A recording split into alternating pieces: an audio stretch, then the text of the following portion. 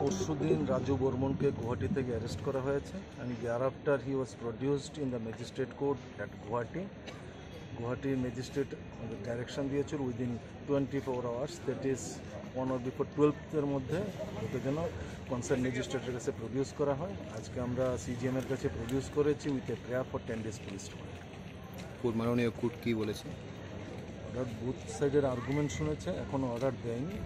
We hope the court will pass the appropriate order. আচ্ছা, এই কেসের সঙ্গে আরও বেশ কয়েকজনের নাম জড়িয়ে রয়েছে, তাদেরকে এখনও পুলিশ আরোপ করতে পারেনি, সেই বিষয়ে পুলিশ চেষ্টা করছে সবাইকে অ্যারেস্ট করার জন্য। আর আরেকটা প্রেয়ার ওরা দিয়েছিল রাজু বর্মনের বাড়িটা লক এন্ড কি আছে, এটা যেন খুলে দেওয়া হয়। আমরা বলেছি যেন আফটার মানে সার্চের পরে সার্চ ওরা নিয়ে যখন সার্চ করলাম তখন চাবিটা ওর মাসির কাছে দেওয়ার চেষ্টা করেছিলাম, বাট মাসি রিফিউজ টু রিসিভ দ্য কি। সুতরাং আমরা কোর্টে এটাই বলেছি যদি এখন যে চাই তাকে আমরা দিয়ে দেবো। অ্যাকর্ডিংলি কোর্ট আমরা বলেছি ওর বউ যদি এসে চায় ওর বউয়ের হাতে আজকেই দিয়ে দেবো।